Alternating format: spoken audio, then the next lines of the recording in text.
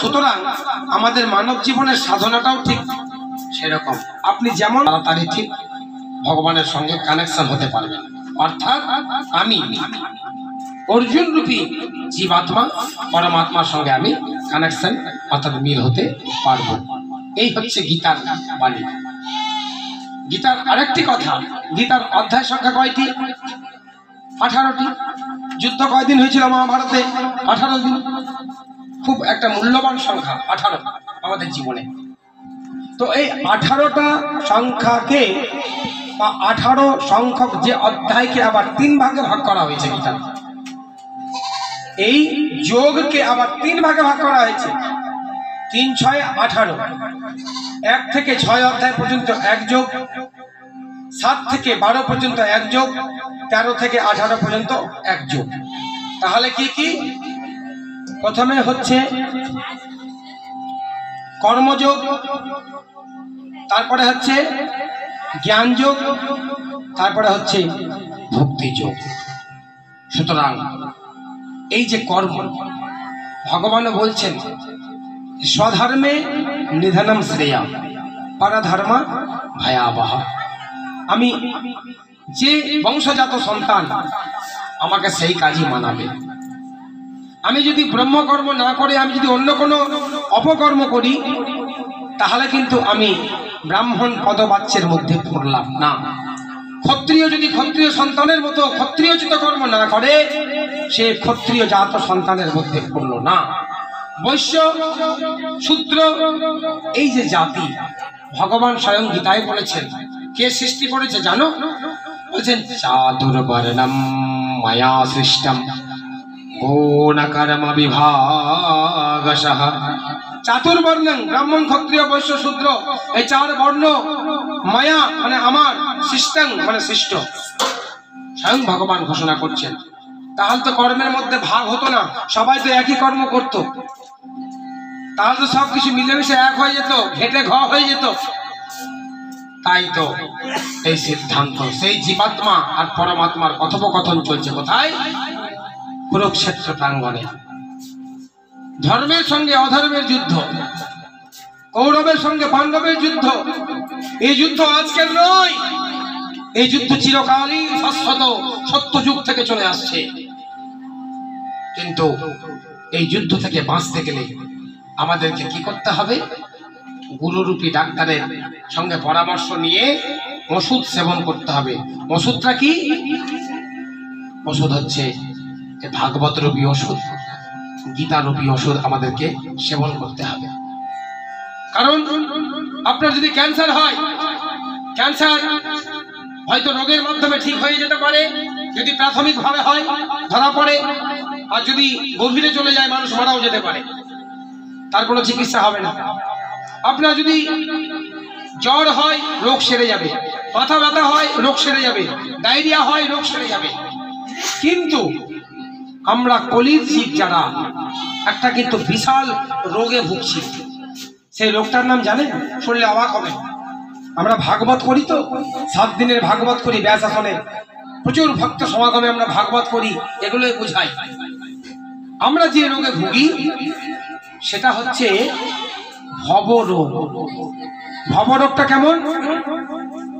আমরা যেমন ধরুন অজীর্ণ রোগে ভুগছি আমরা, সে অজীর্ণ রোগটা কেমন? বলছে ঘি খাওয়া স্বাস্থ্যের পক্ষে ভালো, কিন্তু যে ব্যক্তির অজীর্ণ হয়েছে, ডিসেন্ট্রি হয়েছে, পাতলা পায়খানা মুহুর্মুহু করে যাচ্ছে, তাকে যদি আপনি ঘি খেতে দেন, তার অবস্থাটা কি হবে? মানে তাকে হসপিটালে ভর্তি থাকতে হবে, সে আর সুস্থ হতে পারবে না। তাই বলা হচ্ছে যে আমাকে যদি সুস্থ হতে হয়, আমাকে যদি ভালো হতে হয়, তাহলে ডাক্তারের কাছে যেতে হবে, ডাক্তারের পরামর্শ নিতে হবে। কারণ এ রোগ যে কেউ ডাক্তার ভালো করতে পারবে না, এটা একমাত্র বৈষ্ণব রূপী ডাক্তারের কাছেই আমাকে যেতে হবে। আমার মনের যা রোগ, মনের রোগ সারাতে পারবে একজন বৈষ্ণব রূপী গুরু, বৈষ্ণব রূপী ডাক্তার, সাধুগুরু বৈষ্ণব। প্রেম সে বলো রাধে রাধে। তো সুতরাং আজ যার আত্মার শান্তির কামনা হেতু এই গীতা পাঠ, আশা করি তার আত্মা যেন আমি বলবো যম লোকেও না যায়, স্বর্গ লোকেও না যায়। যদি বলেন স্বর্গ লোকেও না যায়, এত বড় কথা মাথায় বললেন, কারণ স্বর্গের লোকে গেলেও বা যম লোকে গেলেও মানুষকে আসতে হয়, যেতে হয়। কারণ স্বর্গলোকে ততক্ষণ পর্যন্ত আপনি পুণ্য করেছেন ততক্ষণ পর্যন্ত থাকতে পাবেন, কিন্তু যখনই গোলক ধাম বা বৈকুণ্ঠ ধামে যখন সেই ব্যক্তি চলে যাবে, তাকে আর এই 84 কবলে পড়তে হবে না। নিতাই গৌর প্রেমানন্দে হরি বল। তাই আমি আশা করব তার যে আত্মা একেবারে যেন গোলক ধাম প্রাপ্ত হয়, যাতে তাকে আর এই 84 লক্ষ জনের কবলে না পড়তে হয়। কারণ গর্ভ যন্ত্রণা, প্রসব যন্ত্রণা, এই নরক যন্ত্রণা সবই। কেন আমরা যদি আবার পাপ করি, আমাদেরকে কিন্তু যমরাজ আবার পাঠিয়ে দেবেন। পুনরপি জননম পুনরপি মরণম পুনরপি জননী জঠরে শয়নম। তখন ভগবান বলে, যাও, তোমার আকাঙ্ক্ষা পূর্ণ হয় নাই, তুমি আবার চলে যাও মাতৃ জঠরে। কোন মা? দু হাত পালা বা দু হাত পা বালা মায়ের কাছে আপনি আসবেন, তার কি গ্যারান্টি? আপনি ছাগলিনীর গর্ভে আসতে পারেন, হরিণের গর্ভে আসতে পারেন, সিংহীর গর্ভে আসতে পারেন, কোনো জলজ প্রাণীর গর্ভে আসতে পারেন। সুতরাং সেটা বলা যাবে না। কেন? কর্ম আপনি যেমন করবেন, টিট ফর ট্যাট, যেমন কর্ম তেমন ফল। আমি যদি ভগবত ধামে যাবার জন্য এখন থেকে প্রস্তুত নিই, ঠিকঠাক মতো কর্ম করি, পরনিন্দা পরচর্চা না করি, বাড়িতে গীতা শাস্ত্র, ভাগবত আদি শাস্ত্র, রামায়ণ আদি শাস্ত্র ইত্যাদি মাধ্যমে আমি যদি লেগে থাকি, কীর্তন করি, ভজন করি, তাহলে আমাকে আর 84 লক্ষ জনির ভ্রমণের কবলে আমাকে আর করতে হবে না। প্রেম সে বলো রাধে রাধে। এই কথাটা অর্জুনকে বোঝাচ্ছেন যে অর্জুন, আজ তুমি এই কুরুক্ষেত্র যুদ্ধ প্রাঙ্গণে যাদেরকে দেখছো, তোমার আপনজন যাদেরকে ভাবছো, তোমার মাতু, তোমার শালা, তোমার সম্বন্ধী, তোমার গুরুদেব আদি যতগুলো তোমার আপন লোক যারা এই কুরুক্ষেত্র প্রাঙ্গণে আছে, তাদেরকে তুমি মারবে না। তুমি মারছো না, এই মরাগুলোকে তুমি মারো। অর্জুন বলছেন, আমি তো মারতে পারবো না হে কেশব, কারণ এদেরকে মারলে যে আমার পাপ হবে, এ পাপ থেকে মুক্তি হবে কেমন করে? তখন বললেন যে এই থেকে মুক্তির উপায় আছে, তুমি নিজেকে স্যারেন্ডার করে দাও, আমাকে আত্মসমর্পণ করে দাও। তা মাথায় রাখবেন, এই আত্মসমর্পণ কিন্তু একটা ভক্তের কাছে বিশাল গুণ। আত্মসমর্পণ যদি আমি না করি, আমি সারেন্ডার না করি, তাহলে কিন্তু ভগবান আমাকে কৃপা করবেন না। কৃপা মানে কি? করে পাওয়া। কৃ ধাতু, কয়েরি মানে করো। ভগবান বলছে আগে করো, হও, তবে তুমি মানে পাও, তবে হবে কৃপা। আমি কিছু বললাম না। সুতরাং এনার মৃত্যু দিবস উপলক্ষে যেমন আজ গীতা হচ্ছে, উচিত শাস্ত্র অনুযায়ী বাড়িতে বা গৃহে একটা গল্প শোনাচ্ছি আপনাদের, যে গীতা তো সাধ্য ভাষণে পাঠ হয় অবশ্যই, কিন্তু আত্মা স্বর্গলোক থেকে গোলক ধাম বা বৈকুণ্ঠ ধাম বা ভগবানের কাছে, গোবিন্দের কাছে পার্মানেন্ট যদি পাক্কাপাক্কি ভাবে যেতে চাই, তার জন্য গীতাতেও ফল পূর্ণ হবে না। তার জন্য ভাগবত করতে হবে 7 দিন। এটাই হচ্ছে শাস্ত্রীয় বিধান। যদি বলেন কেন? গোকর্ণ মহারাজ তার ধুকারি সারা জীবন পাপ করেছে, সারা জীবন নিজের মা বাপকে খেতে দেয়নি, সেই পাপী ধুন্ধুকারী ভাগবতে আপনারা শুনবেন সেই গল্পটা। 7 দিনের ভাগবত যেখানে যেখানে হয়, আপনারা যারা ভাগবত শোনেন আমার চাইতে আপনারা বেশি জানবেন। তো সেই ধুন্ধুকারী গয়া শ্রাদ্ধ হয়েছিল, একবার নয় অনেকবার গয়া শ্রাদ্ধ করে পিণ্ড দান করা হয়েছিল। আত্মা শান্তি পাচ্ছে না। গোকর্ণ মহারাজ তীর্থযাত্রা ভ্রমণ করে বাড়িতে এসেছেন, আর রাত্রে স্বপ্ন দিচ্ছেন, ভাই আমি পাপী, এই 5 জন বেশ্যারা, 5 জন রমণীরা, খারাপ চরিত্রের মেয়েরা আমাকে রাত্রেবেলা হত্যা করেছে, আর আমার প্রেত লোক প্রাপ্ত হয়েছে। ভাই আমার আত্মা শান্তি হয় নাই। তাই গীতাটা হচ্ছে মনের শান্তি, স্বর্গ প্রাপ্তির জন্য গীতা, আর ভাগবত হচ্ছে গোলক প্রাপ্তির জন্য 7 দিন। তবে হবে সম্পূর্ণ ফলপ্রাপ্তি, সে ব্যক্তি আর আসবে না। কেন? তখন গোকর্ণ মহারাজকে ধুন্ধুকারী বলছেন, ওরে ভাই গোকর্ণ, আমি সারা জীবনে পাপ করেছি, সাবা হস্তে না ভোজনম, সব মানে মৃতদেহ, তাহলে বৈষ্ণব। কিন্তু এই ক্ষেত্রে সব মানে কি জানেন? বলছে যাদের এই হাত কৃষ্ণ কথায় লাগে না, যাদের এই হাত ভগবানের কথায় ফুলের মালা গাঁথে না, যাদের এই মুখ বদনে রসনাতে কৃষ্ণ নাম জপে না, তারাই হলো মরা, জীবন্ত মরা। আমরা বেঁচে আছি অথচ কৃষ্ণ কথা বলছি না, দু হাতে কৃষ্ণ সেবা করছি না, তাহলে তো আমরা জীবন্ত সব। তাই শাস্ত্র বলেছে সাবা হস্তে না ভোজনম, আমি সেই সবের হাতে খেয়েছি। ভাই গোকর্ণ, তুই তো বড় পণ্ডিত রে, আমাকে উদ্ধার কর ভাই, আমার তো গয়াসাধ্য হয়েছে, তাও আমার আত্মা সদ্গতি হয়নি ভাই। তাহলে যদি মৃত্যুর পর সে যদি তার ধাম প্রাপ্ত হয়ে যেত, তাহলে আত্মা শান্তি পাচ্ছে না কেন? অনেক ব্যক্তি আছে এরকম, জানে না, তারা সিস্টেম প্রসেস জানে না, করতে হয় করে দিচ্ছি। কিন্তু গীতাতেও সম্পূর্ণ ফল পাবেন কিনা সন্দেহ, কিন্তু 7 দিন ভাগবতে এই সিস্টেমে 7 দিন যদি ভাগবত করেন একদম কনফার্ম নিশ্চিত। তাই তখন বলছে সূর্য নারায়ণকে ডাকলেন গোকর্ণ মহারাজ, তাহলে আমার ভাইয়ের গতি কি হবে? এত শত গয়া সাধ্য করলো, পিণ্ড দান করলো, একবার নয় 100বার বিষ্ণু পাদে পদ্মে পিণ্ড দান করে এসেছে গয়াতে, তথাপি আমার ভাইয়ের মুক্তি হয় নাই, এর জন্য কি করা যায়? তখন বললেন যে শ্রীমৎ ভাগবতী বার্তা বা শ্রীমৎ ভাগবতী গাথা সপ্তাহ বাচনম করু, 8 দিনও নয়, 6 দিনও নয়, 9 দিনও নয়, পুরো ভগবানের কথা যেটা শাস্ত্রীয় মাফিক 7 দিন ধরে সেই প্রেত রূপী ধুন্ধুকারীকে শোনাতে হবে। মাথায় শুনবেন ঘটনাটা ভালো করে, কেন বলা হচ্ছে এই কথাটা।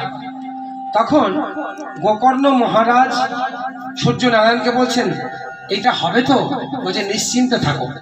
তখন প্রেতরূপী ধুন্ধুকারী যে সারা জীবন পাপ করেছে, বাচ্চা বাচ্চা ছেলে, কোন মায়ের সন্তান হয়েছে 1 মাস 2 মাসের দুগ্ধপোষ্য শিশুকে নিয়ে গিয়ে কূপে ফেলে দিত, মেরে ফেলে দিত, অত্যাচার করতো, নিজের মাকে মারত, নিজের পিতাকে ধরে ধরে মারত। আর আজ বলুন দেখি, পুত্র সন্তান যার হয়নি সে পুত্রের জন্য কাঁদে, আর পুত্র যদি পুত্রের মতো না হয় তাহলে কি হয়? সে মা বাবার সারা জীবন দুঃখ রাখার, ব্যথা রাখার শেষ হতে পারে না। প্রেম সে বলো রাধে রাধে। কেন? বলছে পুত্র और लड़का कौन है? बच्चा पुत्र तो वही होता है जब पूत नामक नरक से जो उद्धार करता है। আজকে যে 2 পুত্রের জন্ম দিয়ে গেছেন, আজকে পিণ্ডদান করেছেন পিতার সদ্গতির জন্য, এই জন্য পুত্রের দরকার। আর लड़का किसको कहता है? বলছে जो जमी संपत्ति के लिए लड़ता है वो लड़का है। ও মাতা পিতাকে চেনে না, ও সমাজ চেনে না, ও রাষ্ট্র চেনে না, ও গুরুজন চেনে না। সুতরাং পুত্র পুত্র হতে হয়, পুত্রের মতো পুত্র। যদি পিতা মাতা যদি সন্তানকে ঠিকঠাক মতো যদি সংস্কার দেন, তাহলে সেই পুত্র কোনোদিন বিপথে পরিচালিত হতে পারেন না। আজ গোকর্ণ মহারাজের যে ভাই ধুন্ধুকারী, সেই ধুন্ধুকারীর প্রেত রূপী আত্মা, বায়ু রূপী আত্মা কোথায় গিয়ে ঠাঁই দিবে? ও তো শান্তি পায়নি গয়া সাধ্য করে।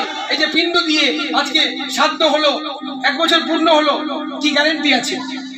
তখন গ্যারেন্টি দিয়েছিলেন সূর্য নারায়ণ, বলছে বাড়িতে ভাগবত করাও। তাই ভাগবতের ফল কি বলছে? তো বলছে সেই ধুন্ধুকারী, প্রেতরূপী ধুন্ধুকারী একটা বাঁশের অংশ, মানে বাঁশ, তার ছিদ্রের মধ্যে ঢুকেছিল। গাঁট কয়টা ছিল? 7টা। এই যে বাঁশের যে গাঁট, এই সূক্ষ্মরূপী ধুন্ধুকারী ঢুকে গেল ওই বংশদণ্ডের ফোকে, ফাঁপা অংশে। এবার ভাগবত প্রবচন করছেন কে? গোকর্ণ মহারাজ। কোথায়? তার গৃহে। কই গীতা পাঠ সাধ্য তো করলেন, এত পণ্ডিতকে এনে খাওয়ালেন, চিরা দই ভোজন করালেন, সব কিছু করলেন, হাত ধোয়ালেন, তথাপি মুক্তি হলো না। সেই প্রেতরূপী ধুন্ধুকারী এসে তাকে বলছে। অনেক জায়গায় সাধ্য হয়, হয়তো দেখা গেল শান্তি পূজা করায়, পঞ্চাঙ্গ শান্তি শাস্ত্র বিশাল যাগযজ্ঞ হলো। আমরাও ব্রাহ্মণ সন্তান, আমরাও কিন্তু বলতে পারি যে সব কিছুর পরে যজ্ঞ দিয়ে দেন, কিন্তু আমরাও বলবো যে যজ্ঞ করেও বা পঞ্চাঙ্গ শাস্ত্র করে পুরোহিতদের আপাত পকেট ভরবে আমাদের, কিন্তু এটা হবে আপাত কল্যাণ। 1 বছর পর আপনার আবার কোনো ক্ষতি হতে পারে। তার রিস্ক কি পুরোহিত ঠাকুর মশাই নিতে আসবে? আপনি তো 50,000 খরচা করলেন। একমাত্র ভাগবত এমনই জিনিস, এই ভাগবত শাস্ত্রই পারবে আপনাকে বাঁচাতে, এই ভাগবত শাস্ত্রই পারবে কৃপা করতে, ভগবানের কৃপা। তো কেন? তখন প্রেত রূপী ধুন্ধুকারী ফাঁপা অংশে বায়ু অবস্থায় অবস্থান করছেন, আর ভাগবত কথা প্রথম দিন শোনে, প্রথম গাঁট বিদীর্ণ হয়ে যায়, ফেটে যায়। দ্বিতীয় দিন ভাগবত কথা শেষ হয়, দ্বিতীয় দিন ফেটে যায়। এইভাবে তৃতীয়, চতুর্থ, পঞ্চম, ষষ্ঠ দিন, ভালো করে শুনুন, কথা বলবেন না, খুব মূল্যবান কথা। আমি আসবো আর কিনা এখন ঠিক নেই, তাই আপনারা শুনে যান। শুনে গিয়েও যদি এতটুকু জ্ঞান হয় তাহলে আমার আশা সার্থক। আমি তো টাকা নিয়ে চলে যাবো, তার মধ্যে আপনাদের যদি দুটো ভালো কথা কানে, বাণী, বাক্য শ্রবণ ইন্দ্রিয়ের মাধ্যমে যদি আপনি আত্মা নামে ঢোকাতে পারেন, এটাই হবে আমার সবচেয়ে বড় পাওনা। তবে আমার পাঠের মানে যোগ্য পাঠ।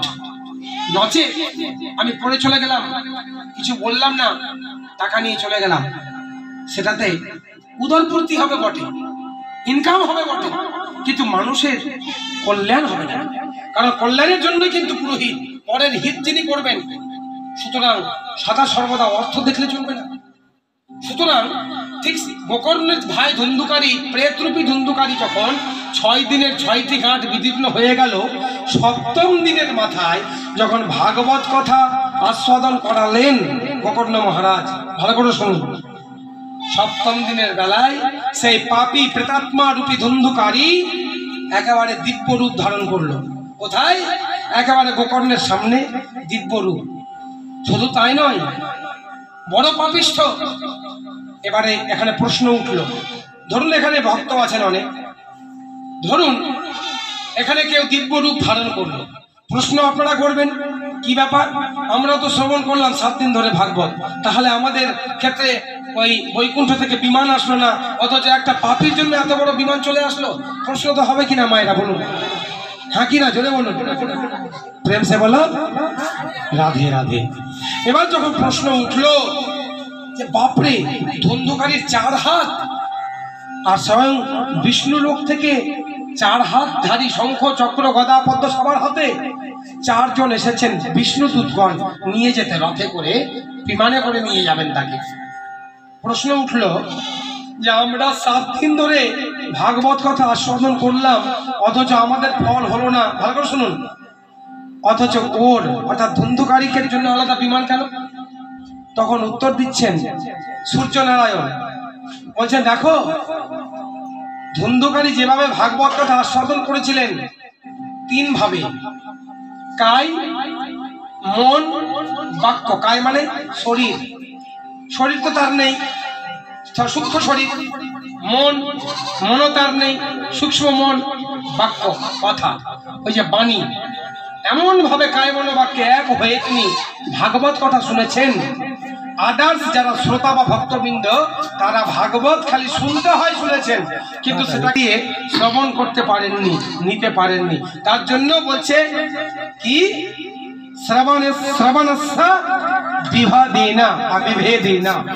শ্রবণের মধ্যেও কিন্তু পার্থক্য আছে মায়েরা। ভাগবত কথা বা গীতার কথা যখনই শুনবেন, একটা শব্দ পর্যন্ত করা যাবে না। কারণ একটা যে আসরে যখন আমরা বড় মঞ্চ করি 3 ঘন্টা 4 ঘন্টা, আর ঘরে যখন ভাগবত করি, ঘরোয়া ভাগবত, যেখানে আমার টিম নিয়ে সমাজে যেতে পারবেন না, প্রচুর খরচার ব্যাপার। তো সুতরাং আমি যখন ঘরোয়া ভাগবত করি অনেক জায়গায় 7 দিনে আমি থাকি, আমার সঙ্গে একজন থাকে, 1.5 থেকে 2 ঘন্টা করি। আর যখন মঞ্চ প্রোগ্রাম হয় 3.5 ঘন্টা করে আমরা করি, যেহেতু বাজনা থাকে অনেক রকম হরিনাম কীর্তনের মাধ্যমে। তো সুতরাং এই যে ভাগবত কথা শ্রবণের মাধ্যমে কি হলো, তখন ধুন্ধুকারীকে বিমান নিতে চলে আসলো। এবার চলে এলো 3টে যমদূত থেকে যমের লোক, যমের পাস নিয়ে এসেছেন বাঁধবেন বলে। বাস যমদূতের সঙ্গে বিষ্ণুদূতের ঝগড়া, বিবাদ। কেন? সারা জীবন যে পাপ করেছে সে তো বিষ্ণু লোকে যেতে পারে না, কিন্তু তার একটাই পুণ্য কি ছিল, সে 7 দিন ধরে কায় মনোবাক্যে ভগবানের ভাগবত কথা আস্বাদন করেছিল। তার জন্য তার আজকে গোলক গতি প্রাপ্ত হলো। গোলক গতি প্রাপ্ত যার হয় তার স্বর্গেও ঠাঁই নাই, নরকেও ঠাঁই নাই। নরকে তো ঠাঁই হবেই না, কারণ স্বর্গের মধ্যেও মায়া আছে, আসা যাওয়ার খেলা আছে। কারণ স্বর্গে আপনি যতদিন পুণ্য করবেন ততদিন থাকবেন, তো তার বাড়তি 1 সেকেন্ড থাকবেন না, সঙ্গে সঙ্গে গলা ধাক্কা দিয়ে নামিয়ে দেবে, যা চলে যাবে, মাতৃগর্ভে পাঠিয়ে দেবে, নরকে পাঠিয়ে দিলে আবার নরক যন্ত্রণা ভোগ করো। কিন্তু ভাগবত হচ্ছে এমন, ভগবানের শব্দময় মূর্তি হচ্ছে ভাগবত, স্বয়ং ভাগবত ভগবান প্রকটিত হলেন। এত বড় কথা আপনাদেরকে বলে যাচ্ছি আজকে। তাই সিদ্ধান্ত বা রুচি আপনাদের, এখন যুগের যা পরিস্থিতি, যা অবস্থা, আগামী দিনে ধর্ম যাতে আমরা ধর্ম থেকে বিচ্যুত না হয়, কলিযুগ প্রবেশ করেছে, 5000 প্লাস চলছে কলিযুগের আয়ু। তো সেই 3টা যমদূত এলো। প্রশ্ন করবেন 3টা যমদূত কেন, 4টা নয় কেন, 5টা নয় কেন? বলছে আমরা প্রত্যেকে 3 রকম পাপ করি, প্রত্যেক জীব যারা। কায়িক পাপ করি আমরা শরীর দিয়ে, বাচিক পাপ কাউকে গালাগালি করি, উল্টো পাল্টা কথা বলি, রচনা জিহ্বা দিয়ে গালাগালি করি। মানুষের মুখের পর দেখবেন মৃত্যুর পর মুখে আগুন দেওয়া হয়। কোথায় দেওয়া হয়? মুখে আগুন দেওয়া। কেন দেওয়া হয়? যেহেতু আমরা মুখ দিয়ে ভালো বাণী প্রয়োগ করিনি, তার জন্য আগুন দিয়ে সেটাকে পুড়িয়ে দেওয়া হলো, ছাই করে দেওয়া হলো। তাই বলছে একটা হয় কায়িক পাপ, একটা হচ্ছে বাচিক পাপ। বাচিক পাপ হয় বচন দিয়ে, আর একটা হয় মানসিক পাপ, মন দিয়ে। কেন? মেয়েরা তো মায়ের সমান। আপনি যদি বা কোনো ছেলে যদি মেয়েকে অন্যরকম জ্ঞানে আজে বাজে চিন্তা করে, সেটাও কিন্তু পাপ হলো, সেও কিন্তু পাপী। মেয়ে মানেই মাতৃজাতি, মেয়ে মানেই মা বোন, এই ভাব যদি থাকে তবে সে মানুষ, আদারওয়াইজ মানুষ পরিগণ্য হতে পারে না। তাই আমরা 3 রকম ভাবে পাপ করি বলে 3টা যমদূত মৃত্যুর পর আমাদের প্রত্যেককে নিতে আসবে। যদি কর্ম ভালো করি, যমদূত নয়, স্বয়ং বিষ্ণুদূত স্বয়ং এসে আমাদেরকে নিয়ে যাবেন। নিতাই গৌর প্রেমানন্দে, হরি বল, রাধে রাধে। তাই দেখুন ভাগবতের ফল কি। এবারে যখন প্রশ্ন করলো শ্রোতারা যে আমরাও তাহলে ভাগবত প্রথম যখন শোনালেন আষাঢ় মাসে শুক্লা নবমী থেকে পূর্ণিমা পর্যন্ত ভাগবত কদিন হয়? 7 দিন। পরীক্ষিত মহারাজ কে ভাগবত শুনিয়েছিলেন সুখদেব কয়দিন? 7 দিন। কারণ আমাদের মৃত্যুই হচ্ছে 7 দিনের মধ্যে। রবিবার থেকে শনিবার হিসাব করুন, 7 দিনের মধ্যে আমাদেরকে যেতে হবে।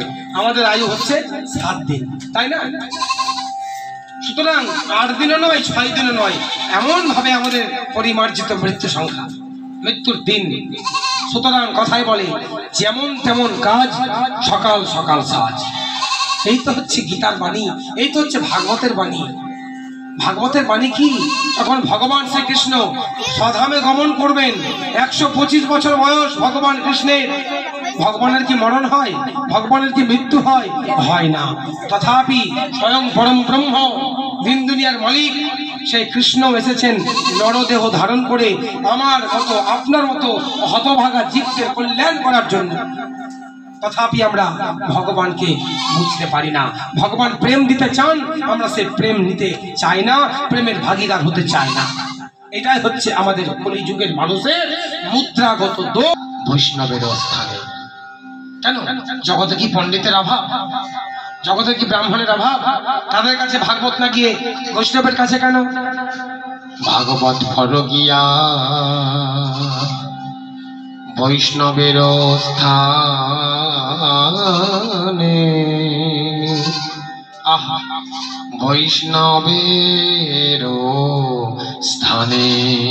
এর কারণ হচ্ছে বৈষ্ণবরা কৃষ্ণ উপাসক, তারা বিষ্ণু উপাসক, তারা ভগবত সংক্রান্ত বিষয়ে বার্তালাপ করতে পটু। তাদের মতো পটু আর কেউ নাই। কেন? তারা সদাচারী। পটু কথা বলবেন না প্রকৃত বৈষ্ণব। প্রকৃত বৈষ্ণবকে জানেন? প্রকৃত বৈষ্ণব 12 জন বৈষ্ণব ধর্মের প্রতিষ্ঠাতা। তার মধ্যে বৈষ্ণব বলে আমরা জানি ভগবান শিবকে। সুতরাং স্বয়ম্ভু, নারদ, শম্ভু, প্রহ্লাদ, কপিল, মনুহু, এই সমস্ত হচ্ছে 12 জন বৈষ্ণব ধর্মের প্রতিষ্ঠাতা, 12 জন প্রধান উদ্যোক্তা। তার মধ্যে প্রধান রোল নাম্বার 3 কিন্তু কার? কোন স্টুডেন্ট? দেবাদিদেব মহাদেব শঙ্কর ভোলানাথ। স্বয়ম্ভু মানে নিজে নিজে যিনি সৃষ্টি। তার নাম কি? ব্রহ্মা। কোথেকে সৃষ্টি? বলছে বিষ্ণুর নাভি পদ্ম থেকে। স্বয়ম্ভু বলা হয় ব্রহ্মাকে, স্বয়ম্ভু। তারপর বলছে নারদ, এটা বৈষ্ণব ধর্মের প্রতিষ্ঠাতা বলা হয় নারদ, দ্য প্রিন্সিপাল অফ ভক্তি সূত্রম, অর্থাৎ নারদ পঞ্চরাত্রের যিনি প্রধান শিরোমণি, যিনি ভক্তি পথের ভক্তি সূত্রের আচার্য, তিনি হচ্ছেন দেবর্ষি পাদ নারদম। নার মানে ভক্তি, দ মানে দান করা, যিনি ভক্তি দান করেন, জ্ঞান দান করেন, তিনি নারদ। 3 নম্বর স্টুডেন্টকে দেবাদিদেব শঙ্কর। তাই বলছে বৈষ্ণবানাম যথা শম্ভু, আমার কথা নয়, নিম্নগানাম যথা গঙ্গা দেবানাম অচ্যুতো যথা বৈষ্ণবানাম যথা শম্ভো পুরাণানামিদম তথা। বলছে জলের মধ্যে উত্তম গঙ্গা, নিম্নগানাম যথা গঙ্গা। নিম্নগা মানে নিম্ন, মানে নিম্নে, গা মানে গমনকারী। জলের ধর্ম কি উপর থেকে নিচে যায় না নিচ থেকে উপরে আসে? কোনটা? উপর থেকে নিচে যায়। জলের ধর্ম বৈশিষ্ট্য নিচ থেকে ধর উপরে যায় না। তাই বলছে নিম্নে গমনকারী যে গঙ্গা, বিষ্ণুর পাদ পদ্মস্থিত গঙ্গা, সম্ভূত গঙ্গা, শিবের জটা থেকে উদ্ভূত যে গঙ্গা, তো সেই গঙ্গা হচ্ছে প্রধান পবিত্র। আর বলছে দেবতাদের মধ্যে শ্রেষ্ঠকে ভগবান বিষ্ণু। দেবতাদের মধ্যে বৈষ্ণবানাম তথা শম্ভু, আর দেবতানাম অচ্যুত হরি। অচ্যুত মানে কৃষ্ণ, যার চ্যুত হওয়ার কোনো ভয় নেই, সেই কৃষ্ণ, সেই ভগবান, সেই গোবিন্দ সুন্দর, সেই মাধবকে আমরা স্মরণ করি। আর বলছে বৈষ্ণবানাম যথা শম্ভু, এখানে শম্ভু মানে কি? স্বয়ং ভোলানাথ, তাদের মধ্যে শ্রেষ্ঠ।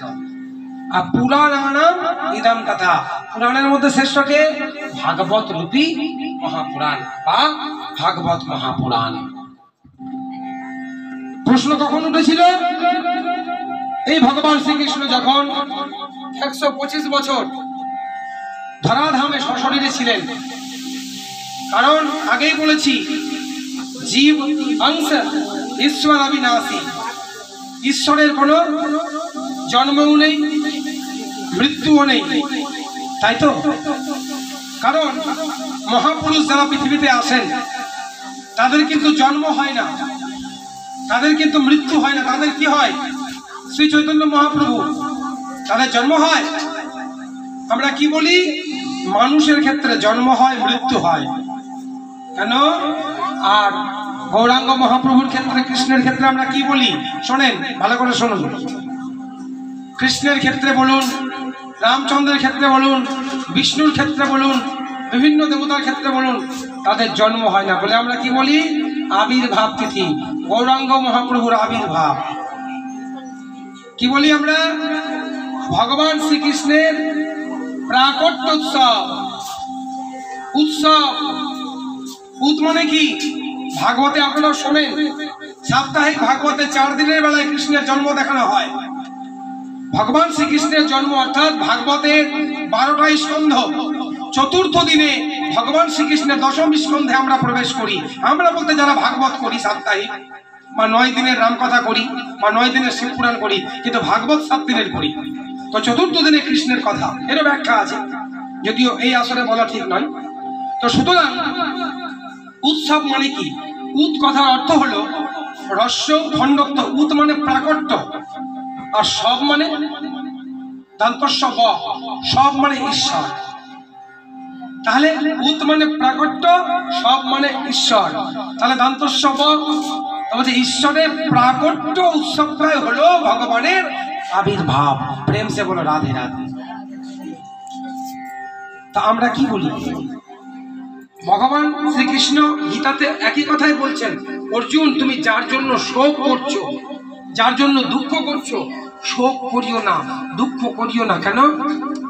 ওই যে যখনই আমরা ভেবে নিই যে আমি করি, আমি মেরে রেখেছি, আরে ইউ আর প্যাসিভ পাওয়ার, তোমার তো কোনো ক্ষমতাই নেই। মারেন তো ঈশ্বর, রাখে হরি, মারে কে? আর মারে হরি তো রাখে কে? তো সুতরাং অর্জুনকে বলছেন, অর্জুন তুমি আমাকে সারেন্ডার করে দাও, মতলব আমাকে সব আত্মসমর্পণ করে দাও, দেখবে কত শান্তি পাবে, কোনো দুঃখ আসবে না তোমার জীবনে। কিন্তু আমরা আত্মসমর্পণ করতে জানি না, আমরা ভগবানকে ডাকতে জানি না, ভগবানের সঙ্গে কিভাবে কথা বলতে হয় সেটা আমরা জানি না। কেন? আমাদের মধ্যে কাম, ক্রোধ, লোভ, মোহ, মদ, মাৎসর্য আদি ঢুকে রয়েছে। এই 6টি রিপু, 6টি পোকা আমাদের শরীরের মধ্যে ডাঁসছে, দংশন করছে প্রত্যেক মুহূর্তে। এই 6টি পোকা থেকে আমাদের উদ্ধারের পথ কি? হরের নাম, হরের নাম, হরের নামৈব কেবলম, কালৌ নাস্তেভ্য নাস্তেভ্য নাস্তেভ্য গতিরন্যথা।